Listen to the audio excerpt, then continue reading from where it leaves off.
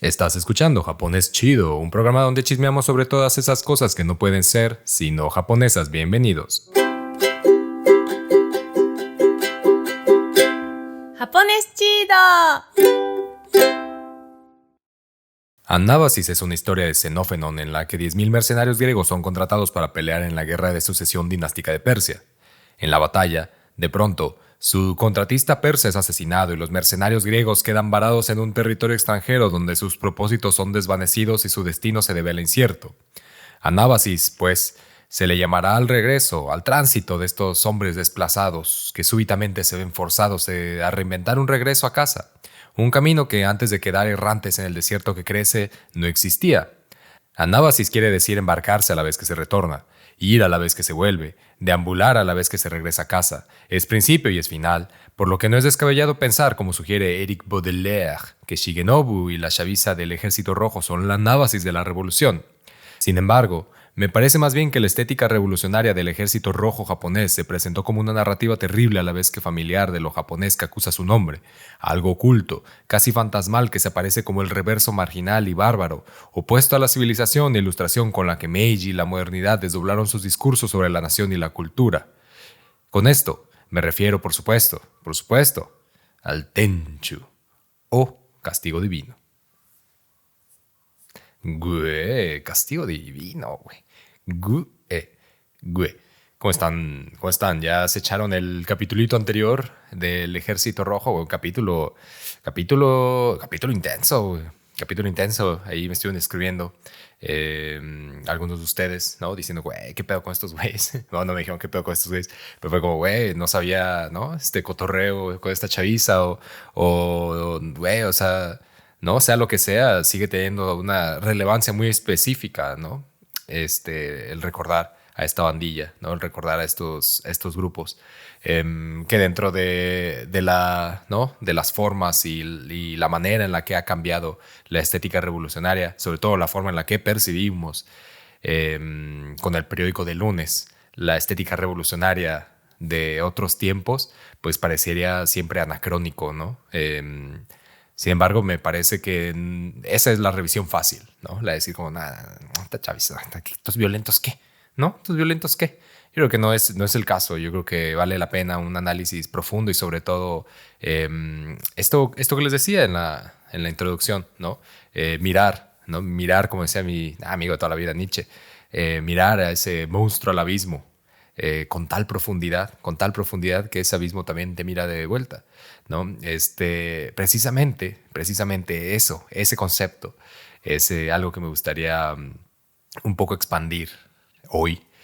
Nos quedamos ahí en el chismecito del episodio que pues estos güeyes atacan, ¿no? El aeropuerto de Tel Aviv y ¿no? Dan esta declaratoria de guerra mundial, la declaratoria de guerra del Ejército Rojo y del Frente Popular Palestino, del Frente Popular para la Liberación de Palestina.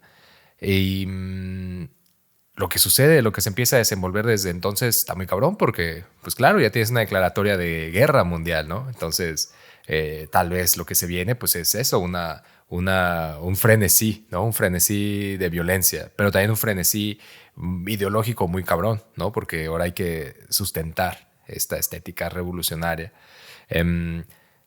Hay una peli que salió hace, ¿qué serán? Bueno, en 2016, ustedes hagan las sumas, en 2016, es un documental de un güey que se llama Éric Baudelaire y le llama Anábasis de la revolución, en el sentido de que hace un seguimiento a tres personajes en particular: Mei Shigenobu, Fusako Shigenobu y Masao Adachi. Tal vez recuerdan a dos de estos nombres, ¿no? A Shigenobu Fusako y a Masao Adachi. Masao Adachi, el cineasta. Y dicen, Mei Shigenobu, ¿quién es Mei Shigenobu? Pues bueno, Mei Shigenobu es la hija de Fusako Shigenobu, que va a nacer un año después del ataque en Lodz. Y que precisamente su nombre, Mei Shigenobu, Mei hace referencia en inglés, o sea, es M-A-Y, ¿no? Y hace referencia al nombre en inglés, Mei del mes. May, porque es en mayo cuando sucede el atentado en Israel. Y a la vez Mei, la pronunciación Mei, el sonido Mei, la cacofonía Mei, hace referencia a Kakumei, de revolución. Hace referencia a un Mei, pues, de destino. Entonces ese Mei como tal es la partícula que en revolución o en destino significa vida, ¿no? Que hila la revolución con la vida y que hila el destino, asiente el destino en torno a la vida. Entonces ese es el nombre que le pone Shigenobu a su hija Mei. Y lo que hace Baudelaire, Eric Baudelaire, es copiar o hacer un homenaje, lo homenajea, ¿no? Homenajea a este güey, al Masao Adachi, que si recuerdan en el capítulo anterior, Masao Adachi hace esta película que se llama, también conocido como un asesino serial, ¿no? AKA Serial Killer. Y en esta película la técnica que él utiliza, lo que él desarrolla, que él populariza, es la del Fukeirón, que es voltear, girar la cámara a 180 grados para que en lugar de ver al sujeto, ¿no?, que está ahí, vamos a ver lo que el sujeto está viendo. Y en ese sentido, en la película él hace un seguimiento a los lugares que el asesino serial, el llamado asesino serial, siguió desde su natal Hokkaido, desde su natal Hokkaido hasta su captura, ¿no?, en la capital. Entonces digamos que Baudelaire lo que hace es retomar esta técnica, pero en busca de la memoria de estos tres personajes, ¿no? Porque sabemos de ellos lo que les conté, ¿no? Pero digamos que lo que sabemos son episodios muy concretos, ¿no? El ataque en Israel, el secuestro de tal avión, el secuestro en tal embajada. Pero lo que pasa entre esos años en realidad es desconocido, ¿no? Incluso la misma May, porque digamos que el Eric Baudelaire, que la película el documental está en Movie, está disponible en Movie y hay fragmentos disponibles en YouTube. Entonces, que le pueden echar un ojo, le pueden echar un ojo. Así como si no tienen Movie, de forma muy parcial, y si tienen Movie, pues ahí está. El caso es que dentro de este documental, Eric Baudelaire, así como Masao Adachi ponía en la narración a Fusako, ¿no?, y digamos que a algunas figuras dentro del Frente Palestino, incluida Khalid, ¿no?, la mítica mujer que secuestra 2 aviones para el Frente Palestino. Lo que hace Baudelaire es poner la voz de Masao Adachi y de Fusako, ¿no?, en la reconstrucción de sus memorias y en el entendimiento de qué es lo que pasó en ese tiempo. No en la forma, no con el propósito de entender. Diría por ahí un filósofo cuyo nombre ahora mismo olvidé, pero que seguro ahorita regresa. Dice, ¿no?, lo que Baudelaire hace aquí es nos da el deseo de no entender. O sea, y el no lo pone entre paréntesis, es decir, el deseo de entender a la vez que no entendemos, ¿no? Es decir, entender lo que no entendemos y no entender lo que ya sabemos que entendemos, ¿no? Porque de repente nos da la sensación de que lo que aparece ahí es más familiar de lo que en realidad creíamos. Y eso pues es terrible, ¿no? Porque eso da miedo. Ya cuando se empieza a sentir una cierta simpatía con el grupo, porque entiendes cierta parte, dices, güey, ya no quiero entender, no, yo no quiero yo quiero identificarme con esta monstruosidad. Entonces, está muy cabrón lo que hace Baudelaire. Y lo que quiero yo traer aquí, extender un poquito aquí, es contarles algunas de las cosas que siguieron, algunas de las operaciones que el Ejército Rojo siguió, y traer a colación, a colarlo así, ¿no?, como se cuela un buen limón para una limonada. Lo que Baudelaire propone como la nábasis, ¿no?, esta historia de Xenofenón, y hacerlo, digamos que dilucidar ahí algo en un tono más japonés, ¿no?, que es similar, pero que tiene características pareciera propias de la tierra donde esta chaviza ha elegido de alguna u otra manera llamarle Ejército Rojo japonés, ¿no? No pudo haber sido cualquier Ejército Rojo, pudo haber sido cualquier nombre, pero el hecho de ponerle ahí la partícula japonés me parece que conlleva algo, ¿no? Y digamos que la estética de todo su trayecto revolucionario se puede asentar de forma interesante en algo conocido como el Tenchu o el castigo divino. Que el Tenchu o el castigo divino era, digamos que se volvió una forma muy poderosa, ¿no?, muy cotidiana en el siglo XIX, en el Bakumatsu, es decir, durante la caída del los últimos 10 años más o menos del último, del gobierno del último shogun Tokugawa, en la que revolucionarios, o más bien rebeldes, yo les llamaría disidentes, rebeldes, samuráis rebeldes, con una ideología bastante clara, o sea, bastante bien estudiada, una ideología bastante, dirían, radical, asesinaban a personas que ellos creían habían corrompido el gobierno o creían estaban en contra de los intereses de su región, de su territorio, o quienes habían creído, no estaban abogando por cambios que en realidad eran perjudiciales para el resto. En este sentido, pues, se trataba de la modernidad, ¿no? De la llegada de la llegada inminente de este encuentro violento con la modernidad, con Occidente. Y entonces estas agrupaciones vienen con una ideología bastante clara, estudiados, ¿no? Es decir, leídos en la mayoría de ellos, habían ido a la escuela, la mayoría de ellos, o sea, habían ido a la escuela, no crean que esta, ¿no? Una universidad acá, es decir, estudiaban con gente al respecto de ciertas ideas, sobre todo ideas venidas de China, no, al menos venidas del continente, ideas también regionales, en las que la respuesta era eso, ¿no? Era había que hacer, había que sacudir las estructuras y de ninguna manera se sacude mejor que con el sable bien afilado. Entonces, esta forma de castigo, Tenchu, comenzaba con el Dapan, ¿no? El Dapan es la posibilidad ilegal, ¿no? De salir de tu territorio, porque el del territorio no se podía salir. El territorio era un territorio, digamos que muy bien vigilado, ¿no? Entonces, si tú querías de repente, güey, te vengo aquí a Kioto, pues en realidad no se podía. O sea, en realidad eso era algo que necesitabas un permiso, y para conseguir un permiso estaba muy cabrón porque tenías que tener un propósito e ir a matar, ¿no? A sacudir las estructuras del territorio. No era un propósito. Entonces, pues no era así como que ahorita vengo, ¿no? Voy y vengo. Entonces, muchos de ellos, sobre todo dos de los más prominentes, Sakamoto Ryoma y Yoshimura Torataro. Yoshimura Torataro, antes que Sakamoto Ryoma,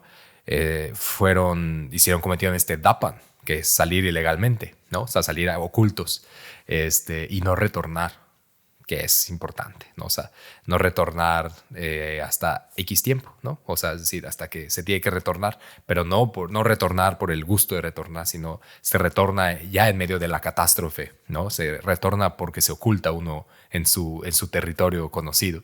Entonces, por ejemplo, en particular, Yoshimura Torataro sale, ¿no? de su natal Kochi de forma ilegal, ¿no? Y para a Kioto, y en Kioto empieza a sacudir con actos violentos por aquí y por allá, termina en Nara pelea, y todo él junto con su grupo, el Tenchugumi, son asesinados.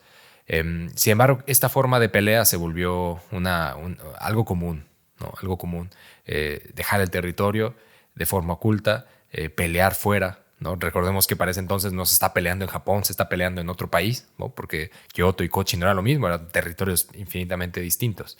Tal es así que, ¿no? O sea, incluso a la región se le llama país, ¿no? O sea, no en el concepto de hoy de Estado-nación, sino de un territorio, ¿no? Con sus experiencias comunes, con sus memorias colectivas, con una lengua común. Entonces, el hecho de salir e ir a otro lugar o sea, era algo fuerte, no era cualquier cosa, ¿no? Entonces, a mí me parece que esa forma de actuar está muy imbuida en el Ejército Rojo. Probablemente lo de Anábasis también, ¿no? Tiene esa formulación, y es más bien una especie de intento por tratar de dilucidar que lo ha asimilado dentro del Ejército Rojo es algo en realidad muy familiar, ¿no? No es tan descabellado, es algo muy familiar, y quizá por eso a mí me da la impresión el deseo permanente de mantenerlo oculto, ¿no? De mantenerlo ahí. Yo ponía, les compartía justamente en Instagram la historia ¿no? De este muchacho Himori Takao, que también era llamado Yusef o Koyo, en el que se inmola en 2002 en el Parque Hibiya, allí en Tokio, parque súper conocido de conciertos, ¿no? Cada semana, parque muy transitado, parque que durante los años 60 fue escenario de protestas, y Takao ahí se inmola, ¿no? Se prende fuego a sí mismo en protesta por Palestina, ¿no? En protesta a favor del pueblo palestino, y lo deja escrito en una carta, ¿no? Donde detalla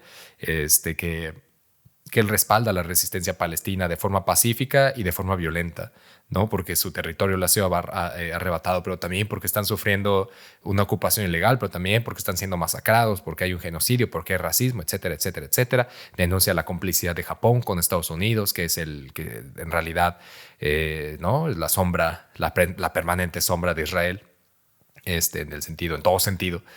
Y entonces él denuncia todo esto, ¿no? Lo deja ahí.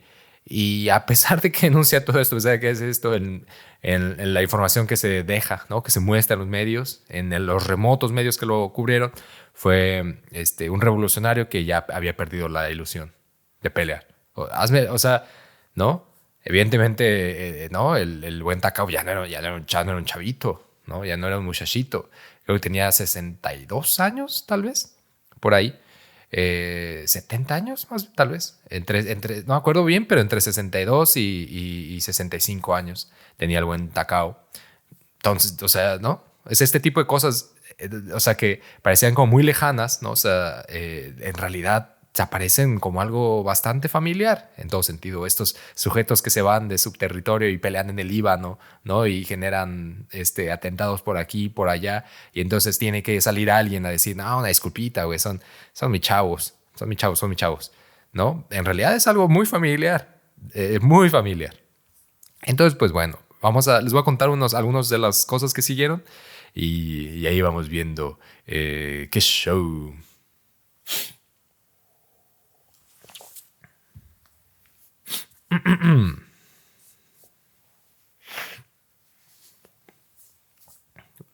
Como les decía, del 73, 1 de marzo del 73, es cuando nace Mei Shigenobu, la hija de Fusako, que es muy interesante porque en realidad esta muchacha Mei nunca sabe su nacionalidad, o sea, nunca sabe, o sea, nunca se concibe a sí misma como japonesa, ¿no? Nunca se concibe como árabe, nunca se concibe como libanesa, nunca se concibe, ¿no? Se concibe como un ente flotando, ¿no? En un lugar multicultural, pero también en un lugar muy extraño, ¿no?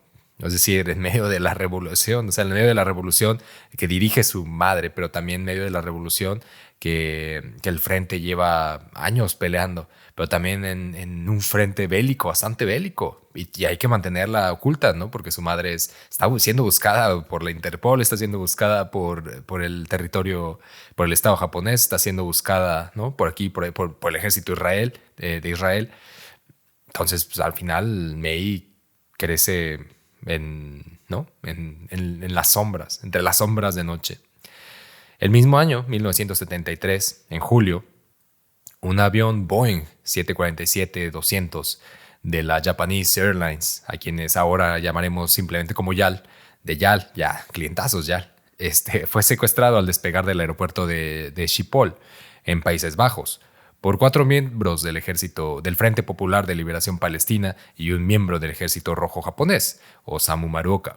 Maruoka era hijo de un veterano de guerra que al volver no pudo sostener a la familia con la producción agrícola que ya tenían, ¿no?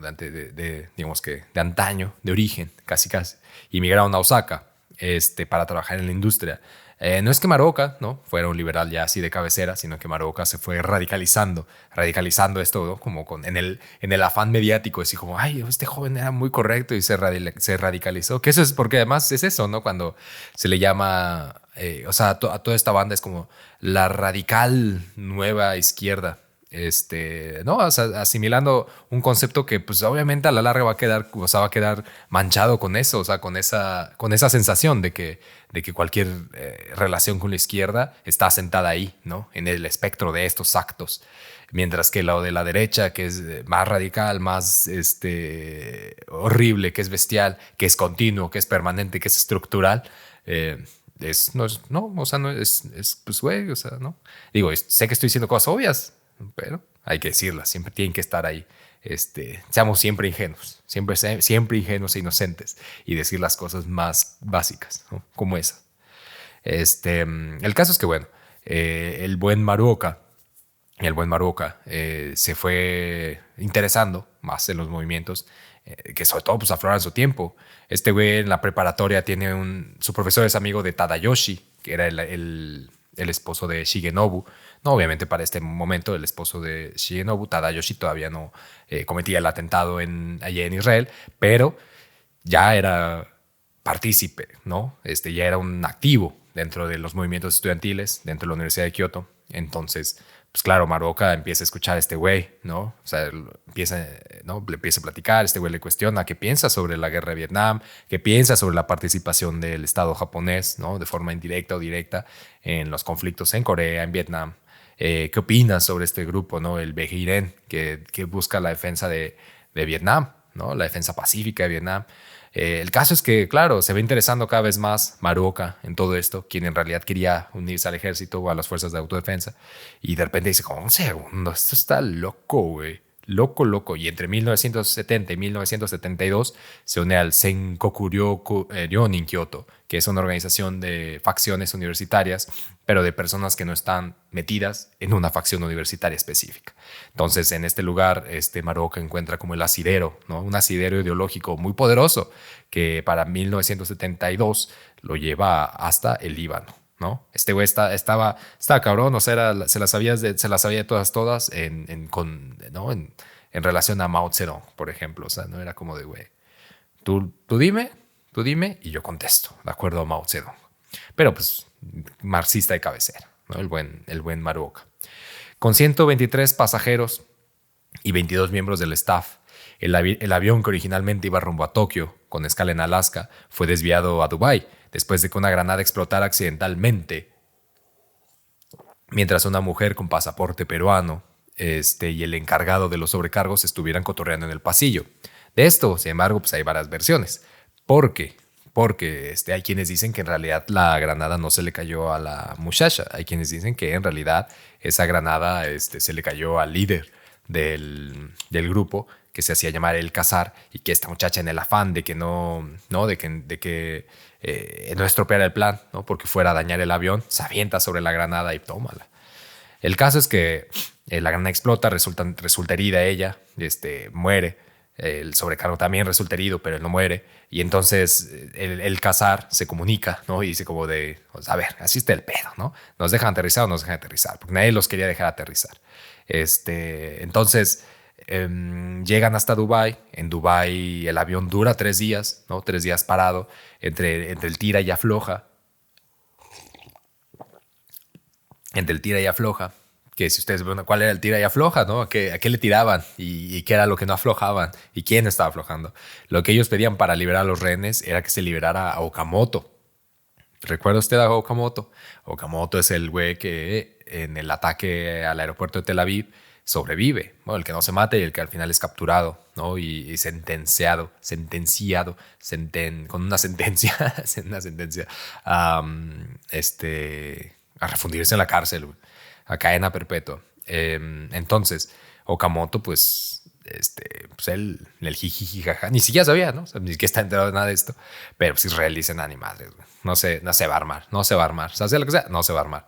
Entonces se niega Israel a dejar libre a Okamoto, porque además, claro, ¿no? Pues Israel, digamos que no era su avión, no había gente de Israel, ¿no? O sea, como mi X, güey, mi X. Entonces, pues no accede. El avión, ¿no?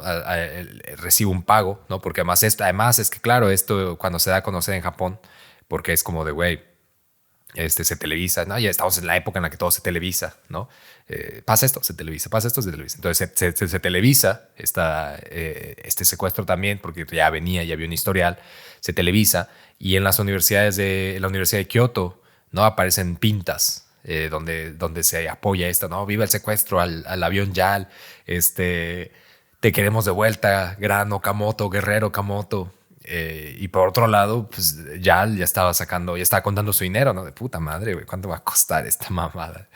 Y al final a los secuestradores se les da $600,000, pero el avión vuela a Siria, ¿no? Vuela a Siria, allá aterriza, llegan con su billete, aterrizan ahí, se deja ir a los rehenes, ¿no? Regresan todos y el avión se le pone una pinta que dice, somos los hijos de los países ocupados, de los territorios ocupados. Y pum, se le estalla así, el avión. Después de esto, el coronel Gaddafi, que igual usted lo recuerda, los arrestó y los obligó a devolver el dinero porque dijo, güey, acá un verdadero revolucionario no hace eso, ¿no? O sea, no roba, no pide dinero a cambio de rehenes. Los arresta, pero pues nomás como para el fin mediático, ¿no? Porque los deja libre, luego es como, bueno, ya, es cierto, güey, sí, váyanse. En enero de 1974, entre el Frente Palestino y el Ejército Rojo sabotearon una refinería de Shell en Singapur. Esto en protesta por la guerra en Vietnam, por la invasión de Vietnam. Y secuestraron un bote con 5 personas del crew para escaparse, a quienes liberaron después de una intensa persecución policial que terminó dejando su bote sin combustible y con una negociación bastante calurosa que les resultó en un bote nuevo para poder llegar hasta Yemen, o sea, para dejarles ese paso libre en Yemen, y en Yemen tomar un avión con destino al Líbano. El julio de 1974, el Ejército Rojo planeó el secuestro de un empresario japonés en París para poder conseguir fondos y seguir financiando la Revolución Mundial. Sin embargo, el encargado de ejecutar el plan y que había llegado a Francia ya llevaba varios días, ¿no? Checando acá qué pedo, llamado Yoshiaki Yamada, fue arrestado y sus papeles descubiertos. Con los papeles descubiertos, ¿no? Se armó una especie de, como de, o sea, tú estás con este güey, nada. Entonces, inmediatamente se localizó, ¿no? Y se deportó a Japón a Masao Matsuda, no confundir con Masao Adachi, el cineasta.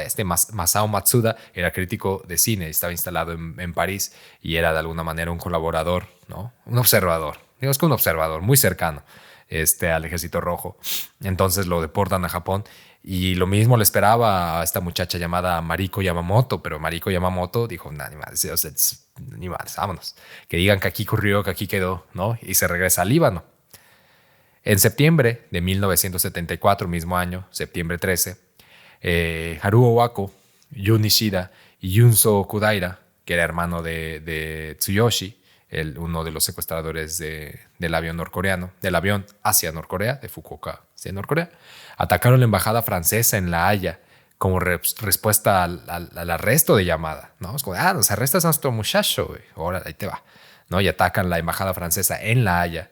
El plan fue elaborado también, ¿no? Digamos que todo, cómo se iba a armar por el Frente Palestino, y las armas fueron provistas por un terrorista venezolano, terrorista entre comillas, el mítico Carlos el Chacal. Que lo de Carlos el Chacal está muy cagado porque tengo un cuate venezolano que vive acá en el pueblo, pintor, Douglas, saludazo. No lo va a ver porque no está aquí, pero le estaba platicando este pedo y le dije, güey, y estoy casi seguro que aparece un güey de Venezuela porque el güey de Venezuela es el que les da las armas y no me acordaba en el momento. Y me dijo, Carlos el Chacal. Y yo, no mames, sí, güey, porque, güey, sí, has escuchado la historia. Me dijo, no, ni idea, o sea, yo no sabía de nada de eso, pero Carlos el Chacal es Carlos el Chacal, o sea, todo el mundo en Venezuela conocemos a Carlos el Chacal. Y no sé que tenía esa fama, ¿no? Y me dijo, o sea, sea lo que sea, Carlos el Chacal. Entonces, pues Carlos el Chacal les consigue las armas, 3 pistolas. Los rehenes duraron secuestrados varios días y el director de cine, Masao Adachi, que por entonces estaba en París, ahora sí no el crítico, ahora sí el director, el Masao Adachi, que estaba en París, fungió como la voz, ¿no? O sea, fue como la voz de intercambio entre la policía y el Ejército Rojo, ¿no? Entre las autoridades y el Ejército Rojo. O sea, ¿quién estos güeyes, no? Pues, ¿estos güeyes quién es? Tranquilo, viejo, ¿no? Esto sumado a los 2 policías heridos que dejó, ¿no? Que dejó todo el operativo, más una granada que se hizo explotar en Saint-Germain, forzó a las autoridades francesas a hacer un pago de $300,000, además de garantizar un avión para escapar hasta Damasco. La triada voló a Damasco, donde una vez más el gobierno de Gaddafi pues, les quitó su billete. Pero pues ya, ¿no? O sea, ya sea lo que sea, ya habían hecho su merequetengue. Ya habían dado como su prueba de órale, güey, ¿no? Después de esto, obviamente, hasta Masao Adachi, todos acaban en los carteles. Estos carteles de buscados se volvieron muy famosos porque todavía siguen. O sea, si usted ha pasado por el archipiélago, seguramente se topó con muchos carteles, ¿no? De estos de se busca y no sé qué. Pues en todos estos hay mucha de la banda que aparece, sigue siendo gente del Ejército Rojo, que nunca fue agarrada y que ahí está, ¿no? O sea, fotos de cuando tenían 20 años, que fue, evidentemente, o sea, este señor ya es un veterano, güey, ya no está así, ¿no? Esta señora también, ya, no sé, bueno, está así. En el verano del 75, dos miembros del Ejército Rojo, Katsuo Tojira y Nishikawa, fueron arrestados en Suecia y deportados a Japón mientras se encargaban de trazar un nuevo plan para el secuestro de una nueva embajada, porque esto se probó ser un método pues, bastante eficiente para sacar billete y poder liberar a la bandita del ejército Rojo. Ese mismo año, en agosto, y en represalia por los arrestados en Suecia, un comando ocupó la embajada sueca en Kuala Lumpur, donde hirió otra vez a un policía en la toma de la embajada y retuvo a 50 rehenes, incluido, por mera coincidencia, el cónsul de los Estados Unidos. A cambio de los rehenes, el Ejército Rojo pidió la liberación de los recién arrestados, Tojira y Nishikawa. Y además de estos güeyes, ¿no? Los que acababan de ser arrestados en Suecia y deportados a Japón, pidió la liberación de estos dos. Además de otros dos arrestados en el 71 por un robo al banco, tres veteranazos, entre los que estaba el esposo de Hiroko Nagata, Sakaguchi, que Hiroko Nagata, si usted le suena, ahorita como que se acuerda y dice, nada mames, sí, nada, sí, güey, será, güey. Es la muchacha que se volvió famosa por la masacre en Asamasanso que les conté, ¿no? Esta purga entre miembros del Rengo Sekigun, no del Nihon Sekigun, sino del Rengo Sekigun, que se volvió famosa pues, precisamente por matar a varios de los miembros, en los que también, ¿no? Se enfrascó en esta lucha con la policía. Murieron dos policías y un civil, pues el esposo, ¿no? El esposo Sakaguchi, también se pidió la liberación y dos veteranos más. Sin embargo, a todos los liberaron. El único que dijo, no, yo creo que no, yo creo que no salgo, fue Sakaguchi, porque no estaba de acuerdo con las formas. Y lo interesante es que además el Ejército Rojo nunca, por ejemplo, no pidió nunca que saliera ¿no? Hiroko Nagata, que era uno de los miembros así como, ¿no? De estos, o sea, de élite, pero nunca pidió su liberación, porque precisamente, como lo platicaba en el episodio anterior, bueno, en el episodio que toda la banda puede ver, no había una simpatía por la forma en la que Hiroko había actuado, ¿no? Para ellos, para el grupo del Ejército Rojo japonés, contrario al Rengo Sekigun, no eran las formas de actuar. Esa no era la estética revolucionaria que querían llevar a cabo. Sin embargo, pues el esposo pues, se fue a otro pedo. Pero lo mismo, ahora el esposo dice, no, que andan saliendo. Y otro güey tampoco acepta su liberación porque le queda un par de años y estaba enfermo. Dije, ¿qué onda? Ya ando aquí, mira, aquí me dan medicina, tengo mi cobijita, güey, y yo sale. Entonces, no, gracias. Sin embargo, liberan a todos. Y también no sé si lo dije ahorita y no sé si quedó claro, pero cuando se hace el ataque a la embajada francesa en La Haya, se libera a Yoshiaki Yamada. Se libera. Además del pago de $300,000 que le quita el gobierno sirio, también se libera Yamada. O sea, el gobierno japonés libera Yamada. Es por eso que repiten, ¿no? Este ataque en embajadas. Dicen, oye, pues dinero y liberación, sí funciona. Entonces es que vuelvan a atacar y que allí, pero ahora la embajada sueca en Kuala Lumpur y consigue liberar a todos estos güeyes, ¿no? Incluidos a sus recién arrestados. Entonces como que para instalar este mensaje, tú me arrestas a banda, e inmediatamente va, ¿no? Y está cagado, o sea, está cagado. Voy a decir que está cagado porque no sé otra palabra, pero está muy pensado, muy estratégico, ¿no? O sea, es como de, ¿quién arresta a Suecia? Pues ahora, la embajada sueca en Kuala Lumpur, ¿no? ¿Quién arresta a Francia? Embajada francesa en La Haya, ¿no? Y entonces, o sea, pues da risa, pues es como, güey, estos cuchis, güeyes. 1977, 28 de septiembre de 1977, 2 años después. Nuestro cuate Maroka, lo recuerdan, el secuestrador de aquel avión, con destino a Tokio y que se redirige a Dubái, pues nuestro cuate Maroc regresa a las andadas con el secuestro de otro YAL, ¿no? De estos YAL clientazos. Proveniente de París y con destino a Tokio. El avión, con 151 pasajeros, fue redirigido y aterrizado en Dhaka, Bangladesh, por la agrupación de Maroc, que él era el líder, y 4 miembros más del Ejército Rojo. Todos sus acompañantes liberados 2 años atrás, ¿no? En el secuestro de la embajada sueca. Ahí van Tojira, Nishikawa, Bandó y Sasaki. Ahí las negociaciones no duraron demasiado antes de que el gobierno japonés accediera a pagar $6 millones. O sea, ya pasamos de 60,000 a 300,000, a 600,000, a $6 millones.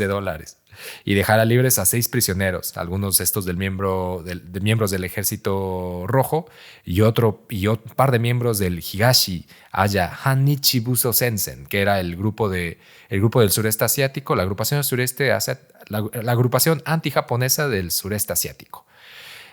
Grupo encargado de poner una bomba en Mitsubishi. Y es que no es que en realidad estuvieran, no fueran parte del mismo grupo, pero había de alguna u otra manera la simpatía por la camaradería revolucionaria y había también la esperanza tal vez de buscar ahí nuevos miembros para el Ejército Rojo. De hecho, hace poquito murió uno de estos güeyes del Higashi Aya Hanichibuso Sensen, que se llama, si no me recuerdo mal, Kirishima, de apellido Kirishima. Y este güey participó en el atentado, pero ese güey no salió y quedó, o sea, no salió, no lo capturaron y quedó oculto, güey. Y ese güey, su póster está por doquier. Si encuentro uno de estos días, le tomo foto, porque no estoy seguro que igual ya los quitaron, pero deben de quedar, ¿no? Por algunos ahí regados. Pero ya lo encontraron, güey. Y lo encontraron porque se murió y él confesó que era ese güey. Durante años, pues desde los años 70 vivió, ¿no? O sea, sí, en el anonimato. Se encontró un trabajo en la obra, ¿no? Era obrero creo que una planta metalúrgica, pero pues, o sea, trabajo de operador, ¿no? O sea, trabajo, pues sí, muy por debajo del agua, vivía en una posilga, güey, de nada, chiquitita. La banda del vecindario lo conocía, era como, un buen tipo, un gran tipo. Se expresaba súper chido de él, ¿no? Y entonces ahora que lo encontraron muerto, él declaró antes de morir, murió de forma natural, declaró antes de morir, pero ya se encontraba mal, que ese güey había sido Kirishima, ¿no? El que participó, ¿no? Parte de este grupo anti-Japón del sureste asiático. Y fue un revuelo porque, ¿no? O sea, lo que me da risa es la forma en la que se expresa los medios, ¿no? Como, no, pues no se veía malo, ¿eh? Fíjate que no se veía malo. Es como, güey, o sea, ¿por qué tiene que ser malo, no? O sea, ¿en qué sentido? O sea, ¿qué?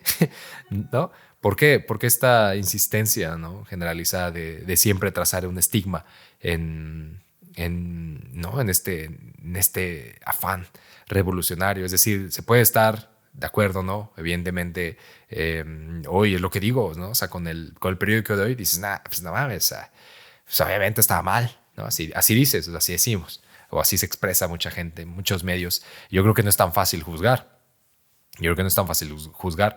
Y entonces que sea a la ligera, no se veía tan mal tipo, ¿eh? Fíjate que no, o sea, muy educado. Pues, güey, o sea, ¿no? El caso es que, claro, Kirishima lo encontraron así, pues ya. Pero dijo que quería ser enterrado y que el mundo conociera su verdadero nombre, ¿no? Que no quería quedar en el anonimato ahí. Lo cual habla de que, sea lo que sea, sentía orgullo, ¿no? Por haber pertenecido a esta marea de agitación, a esta marea revolucionaria. A partir de esto, digamos que es el último golpe durante los 70. Entraron los 80, ¿no? El Ejército Rojo reagrupado. El Ejército Rojo, digamos que pensando sus nuevas estrategias, se comprometió específicamente a 3 cosas. A la revolución por las personas, a denunciar el capitalismo, el imperialismo y a denunciar la existencia del emperador Hirohito, a quien consideraban el responsable de la muerte de millones durante la Segunda Guerra Mundial. No dejaban, o sea, por ejemplo, la existencia del grupo anti-japonés, que sus miembros eran japoneses, pero el grupo anti-Japón del sudeste asiático pretendía eso, la denuncia del emperador. Lo mencionamos en el capítulo de Showa, que está ahí en el chismecito. Showas, hay varios Showas, ¿no? O sea, como que depende qué Showa te refieras, ¿no? O quieras pensar, porque es el Showa, está el Showa de Shitty Pop, ¿no? Que pues, yo creo que también ahí hay un énfasis, no sé qué tan deliberado ¿no? Por avivar esto. Y hay un Showa antes de la guerra, ¿no? Pero cuando el Japón, cuando digamos que en general se hace la referencia al Japón Showa, normalmente el que desaparece es ese Showa, ¿no? Ah, Showa chido, güey, nada, Showa, güey, ¿no? Y empieza a sonar acá, ¿no? Una hilera de shitty pop interminable. Empieza a sonar acá, ¿no? Unas rolitas del Yamashita, empieza a sonar acá la amarilla, Takaguchi, ¿no? O sea, ¿no? Empieza a desfilar otro show, ¿no? El show más amoroso, aparentemente. Y el caso es que, bueno, digamos que el Ejército Rojo era uno de estos. Es que me quedé pensando en muchas imágenes, como ¿no? Lo que les platicé alguna vez, si no recuerdo mal, en uno de estos chismes, de la Bienal de Aichi. Aichi es en Nagoya. En la Bienal de Aichi, además de presentar una estatua de las mujeres de confort, una réplica de la estatua que hay allá en Seúl, frente a la Embajada de Japón, donde se representa a las mujeres de confort a partir de la estatua de una niña, ¿no? Cuyos piececitos apenas, sentada en una banca, apenas, en una silla, apenas sus pies tocan el suelo, ¿no? Una forma de decir, esta mujer en realidad es un infante. ¿No? Y rasgos muy característicos, ¿no? Que hacen referencia, ¿no? A eso, ¿no? Los puños, ¿no? Apretando el vestido, unos pájaros, ¿no? Etcétera. Bueno, el caso es que se recrea esta figura para la Bienal de Aichi en Nagoya, además de otras exposiciones entre las que está una foto del emperador quemado. O sea, no el emperador quemado, la foto está quemada, pero es como si la película se hubiera quemado, ¿no? Y entonces está así, puta, güey. Eso se generó las reacciones más violentas del extremismo, o sea, del fascismo en el archipiélago, que está muy presente. O sea, usted lo puede ver por donde sea. Estos camiones negros, ¿no? Que de repente aparecen cuando hay fenómenos así, ¿no? Ya lo veremos un poquito más adelante, un episodio similar. Y entonces, pues claro, ¿no? O sea, el emperador no se toca, así como la democracia no se toca, el emperador no se toca. Así, en ese grado, en ese discurso. También se va a vestir de rosa. Ahí para quienes les resulte esto, no, es que en México pasan cosas. Pero el caso es que, bueno, o sea, es decir, hablar del emperador es algo pues, delicado, ¿no? O sea, delicado, o sea, güey, hay fibras. Entonces, bueno, el Ejército Rojo lo denunciaba, ¿no? Abiertamente. Para ellos, Japón debía ser la República de Japón, ¿no? Y no se cansarían ¿no? hasta poder ver eso. Y tiene mucho que ver por la forma de cambiar la lucha, ¿no? Es decir, piensan que hay la posibilidad de redirigir la lucha para que, en lugar de ser violenta, pueda encaminarse a esfuerzos de generar una república, la república japonesa, el sueño. Sin embargo, en 1982, Israel ocupó el sur del Líbano, ¿no? Y empujó a Beirut a desalojar tanto al frente como al Frente Palestino, como al Ejército Rojo, como a otras agrupaciones de resistencia que peleaban en la zona. Entre ellos, pues obviamente Fusako tuvo que salir. Ella llegó hasta Europa. Su hija Mai se fue al norte del Líbano y después se fue a Libia. Y después Masao Adachi lo mismo, va subiendo al Líbano hasta que finalmente emigra a Libia. De hecho, Masao Adachi, que llega a Japón, llega al Líbano despuesito de participar, creo que esto no se los dije, Masao Adachi, el cineasta, después de participar, ¿no? De ser el mediador en el secuestro de la embajada francesa en La Haya, él vuela al Líbano. Vuela al Líbano, dice, güey, como que yo como que tengo la posibilidad, quiero seguir filmando, ¿no? Ya había sacado su película, la de propaganda, la declaración de guerra en contra del imperialismo, del Ejército Rojo y el Frente Palestino. Ya había hecho ese documental, ¿no? Denunciando a partir del Fuquirón, ¿no?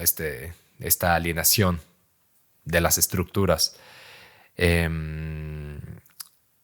la ocupación, el capitalismo, el imperialismo, ¿no? El colonialismo, imperialismo como la forma superior del sistema. Y entonces dice, güey, yo quiero seguir grabando, o sea, quiero seguir haciendo esto, ¿no? Quiero seguir profundizando. Recordemos que para Masao el cine es revolución, ¿no? O sea, incluso hasta la fecha Masao sigue vivo. Él sigue haciendo películas porque el afán es revolucionario. O sea, él dice, el cine es revolución, no es arte. Y creo que ahí es donde choca, por ejemplo, con Baudelaire, con Eric Baudelaire, que les comentaba al principio. El caso es que, bueno, todos tienen que, ¿no? Los miembros quedan desperdigados por doquier, en verdad por doquier. Y Masao Adachi, lo trágico aquí es que su material queda destruido, ¿no? Los más de 20 años que dura grabando, ¿no? O sea, él se va, o sea, él se va en el 82. Sin embargo, pues va a ser un asedio continuo, ¿no? A partir de ahora. Y toda la película que tomó, el film que utilizó, todo a lo largo de estos tiempos, lo grababa y era destruido por bombardeos del ejército israelita. Y pues hace sentido, ¿no? A la hora de que entonces Baudelaire regresa con él para, ¿no? Empezar a reacomodar las memorias perdidas de este tiempo, que es lo que les decía. O sea, encontrar información del Ejército Rojo está medio cabrón en el sentido de que sabe cuándo actúan, ¿no? Y cuando actúan, siempre hay algo que empieza a conectar un poquito, o sea, que empieza a dejar claro algo de información alrededor, pero pues no sabemos nada más, ¿no? O sea, las cosas que ellos dicen. O sea, lo chido es que, por ejemplo, Fusako Shigenobu ha escrito un par de libros, ¿no? Y entonces dices, ok, ¿no? O sea, te hace una idea, ¿no? De un poco. Tiene uno que dice, que se llama te di a luz abajo de un árbol de manzanos, que habla sobre la relación con su hija. Ese es probablemente el libro, ¿no? Que más personal en el sentido de que la revolución nunca está alejada de su vida, alejada de su perspectiva de ver las cosas. Sin embargo, se adentra, ¿no? En cosas un poco más del día a día, ¿no? Probablemente digo, siendo Shigeru Fusako, o sea, hasta tomar el té es seguro un acto revolucionario, pero es decir, hay un poco, hay otra parte de ella que de repente queda visible, pero fuera de eso, ¿no? El cine de Masao Adachi, lo que grababa él, era otra ventana y de repente, pum, todo queda destruido. Lo locochón es que 3 años después de esta primera llamada, primera guerra, primera guerra en el Líbano, sucede un acuerdo que es el acuerdo de Gibril, en el que 1.150 prisioneros del Frente Popular Palestino son liberados por parte del ejército de Israel y el Frente Palestino libera a 3 soldados de Israel. Y entre los 1.150 hay 2 personas que se vuelven muy relevantes. Uno es Ahmed Yassin, que se volvería a la larga, digamos que especie de líder espiritual, ¿no? Del grupo Hamas o Hamas. Y el otro es Okamoto. Okamoto, el japonés que atentó en Israel, ¿no? El japonés que sobrevivió en Israel y el que habían intentado su liberación, Masuoka, ¿no? Pero que no había podido, ¿no? Que de repente que Israel dijo como de, pues a mí, o sea, ¿a mí qué, güey, no? O sea, pues no es ni mi avión, no son ni mis pasajeros, y pues nada, ¿no? Maroca, perdón. Entonces, pues no, y acá ahora sí accede, ¿no? Obviamente por razones distintas, ¿no? Ahora sí hay algo directo, y es que además el Frente Palestino tenía genuina estima por Okamoto, porque además, o sea, porque Okamoto al final se quedó a vivir en el Líbano, hasta la fecha vive en Líbano, ¿no? Y como héroe, o sea, si ese güey se postula, ¿no? O sea, es como de, güey, denle las llaves de la ciudad y del territorio. Y el mar que está ahí, también, denle todo a ese güey. Los años 80 sobre todo finales de los años 80 son curiosos para la revolución porque se les llama, ¿no? O sea, estos güeyes son los huérfanos de la revolución porque quedan, ¿no? O sea, en realidad quedan desperdigados por doquier. Sin embargo, sigue habiendo cosas por aquí y por allá, ¿no? Hay un coche bomba frente a la embajada de Canadá en Yakarta en el 86. Además, ataca a la embajada norteamericana también y la japonesa también ahí en Yakarta con mortero. pero son ataques, ¿no? O sea, no coordinados, sino que suceden y así, ¡pum!, suceden. Hay un atentado en Madrid en el 87 en contra del embajador norteamericano. Hay un par de coches bomba en las embajadas del Reino Unido y de Estados Unidos en Roma. En el 88 se bombardeó un centro recreativo de las fuerzas militares norteamericanas en Nápoles, que mató a 5 personas. Y así, ¿no? O sea, no suceden, hay cosas, pero en realidad nadie se atribuye nada. O sea, el Ejército Rojo no se autoatribuye nada. Y yo creo que tiene que ver con la reestructuración. De hecho, a finales de los 80 se publican en una revista de crítica cinematográfica. O sea, hay un cartel, ¿no? Reclutando miembros para el Ejército Rojo y dice, estamos en la mitad de la nada, pero si vienes a unirte, no te costará trabajo encontrarnos. ¿No? O sea, es decir, pues claro, ¿no? Ahí están por ahí desperdigados en un desierto que crece. Finales de los 80, pues fue eso, ¿no? Fue el desmembramiento. En el 86, Yoshiaki Yamada, que había sido liberado después del secuestro en la embajada de la embajada francesa en La Haya, se entrega a Japón, ¿no? Regresa a Japón y se entrega.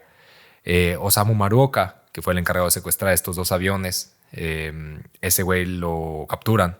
Era considerado el número 2 después de Shigenobu y lo capturan en Japón, ¿no? Él entra a Japón, se preparaba para ir a Corea del Sur, presumiblemente para planear un nuevo atentado, que en el 88 se celebrarían Juegos Olímpicos, y lo capturan, ¿no? Y entonces lo que empieza a ser alarmante para el país, para Japón y para, obviamente, ¿no? Sus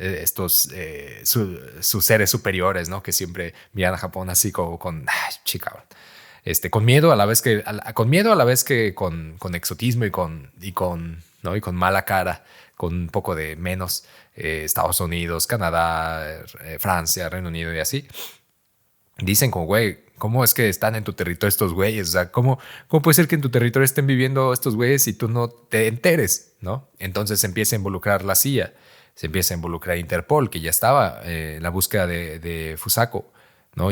Porque estaba también en la búsqueda de Khalid, esta muchacha que era del Frente Palestino.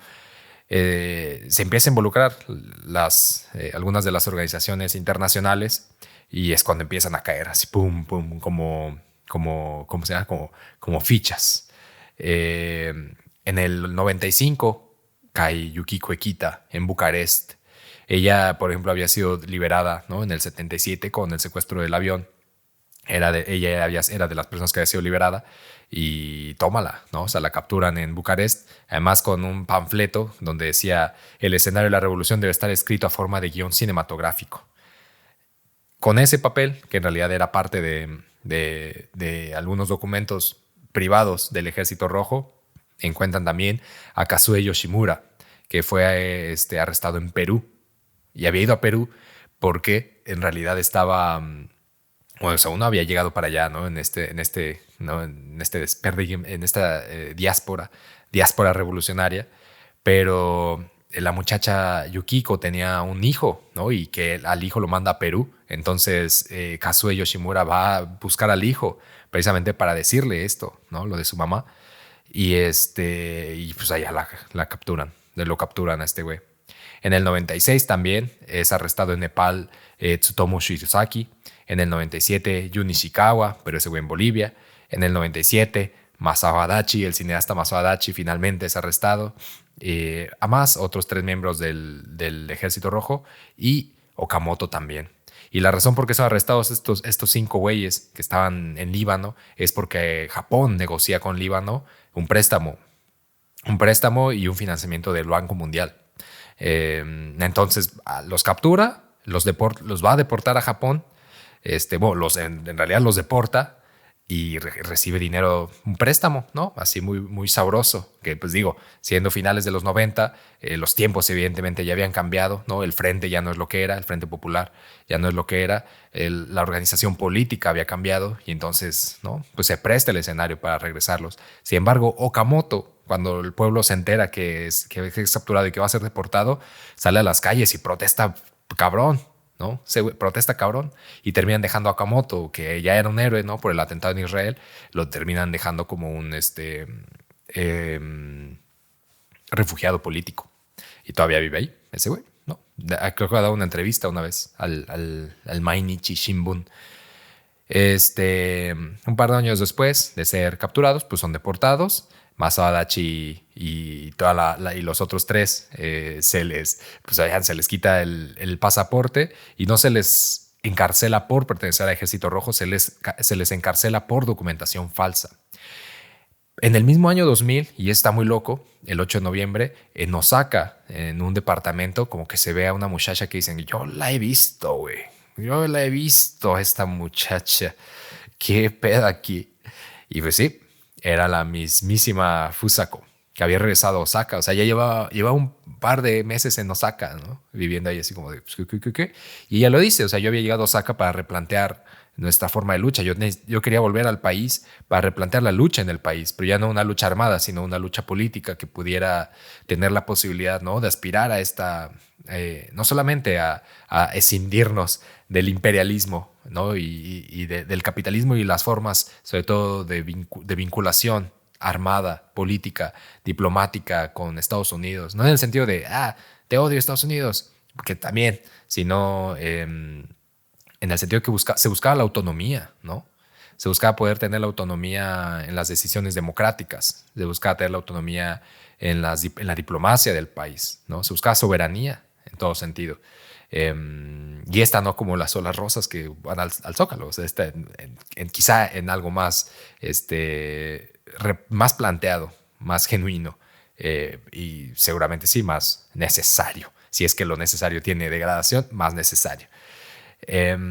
Fusako la ven, ¿no? Una vecina la delata, dice, creo que ese es Fusako, y le cae la policía, así pum, ¿no? Mientras va saliendo del banco. Le cae la policía y pues la llevan. Eso es el 16 de noviembre, la encuentran el 8 y la capturan el 16. Y se vuelve muy famoso, ¿no?, esta noticia de Shigenobu siendo trasladada en el Shinkansen. A ella la terminan condenando en 2006 por 20 años en prisión. O sea, ya llevaba 6 años, entonces, ¿no?, la condena a 20 años de prisión. Sale en 2001, en 2002, si no recuerdo mal. Se volvió una imagen muy así, pero súper enigmática de la Fusako siendo liberada. Además, frente con una batacada de güeyes de super ultraderecha fuera de la cárcel. Muy cabrón, muy cabrón. Están las imágenes en la tele y las pueden ver. Y la recibe su hija Mai, Mei, que por primera vez, ¿no?, viene al archipiélago y que se volvió súper famosa porque ella es reportera. Ahora mismo es reportera. Es independiente, trabaja a veces, aparece con el Asahi Shimbun, que es tal vez el periódico como un poquito más tirado acá, como a la izquierda, al menos de los un poco más. Salió en el Asahi, o sea, participa en el Asahi, participa en Al Jazeera, ¿no? Tiene participaciones por aquí y por allá.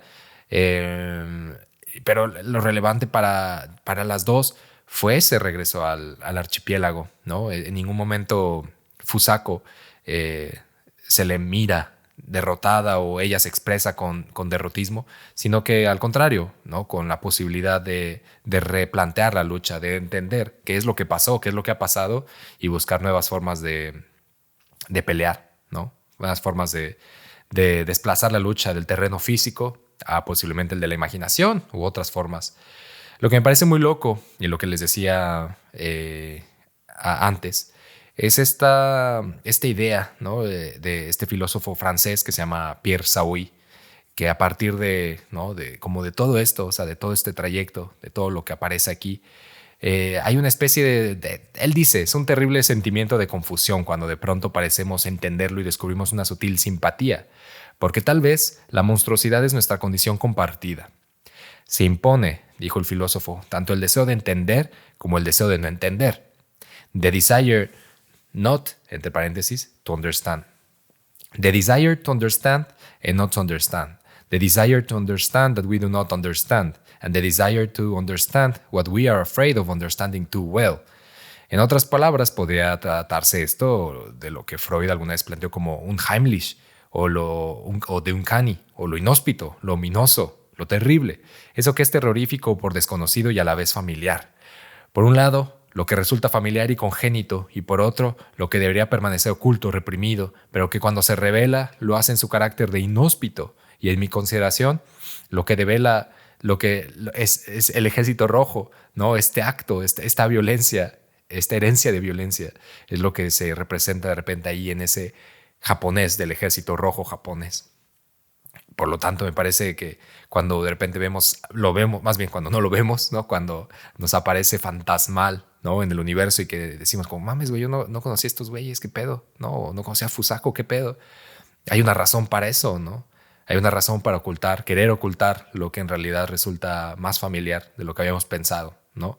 Una herencia sistemática, violenta, de parte de un imperio que además en su cambio de régimen más radical, que es durante del premoderno al moderno, tiene una agitación violenta tremenda, ¿no? Y que a 100 años de ese momento, 1868 es la restauración Meiji, y a 100 años de eso se vuelve a replantear una lucha igual de violenta, ¿no? Pero en otras formas, en otros métodos, con otra ideología, pero no deja de ser, ¿no? La violencia me parece un